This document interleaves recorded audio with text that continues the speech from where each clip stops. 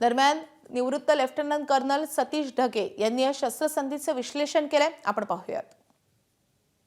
सुरुवातीला 5 दिवस, नंतर 10 दिवस आणि आता 2 आठवड्यांचा सीज फायर डिक्लेअर करून एक प्रकारे इराण विरुद्धच्या युद्धाचा पॉज किंवा स्वल्पविराम लांबवण्याचाच प्रयत्न डोनाल्ड ट्रम्प यांनी केलेला आहे।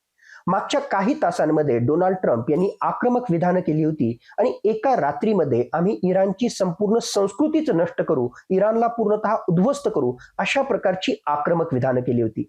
या आक्रमकतेच्या मागे एक प्रकारे डोनाल्ड ट्रम्प यांची कोअर्सिव्ह डिप्लोमसी म्हणजेच संपूर्णतः दबाव तंत्राचाच हा त्या ठिकाणी भाग होता आणि या दबाव तंत्रामुळेच अप्रत्यक्षपणे इराणला कुठेतरी निगोशिएशन टेबलवर आणणं आणि अमेरिकेशी संबंधित काही अटी मान्य करून घेणं, अशा प्रकारची रणनीती डोनाल्ड ट्रम्प यांची या आक्रमक विधानांच्या मागे होती।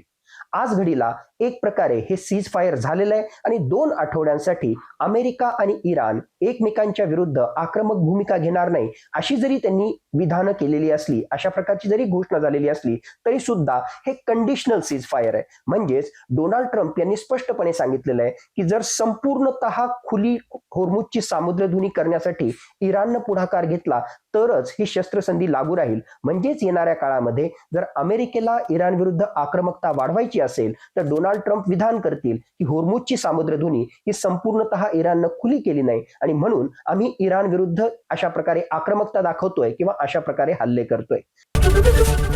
एबीपी माझा, उघडा डोळे बघा नीट।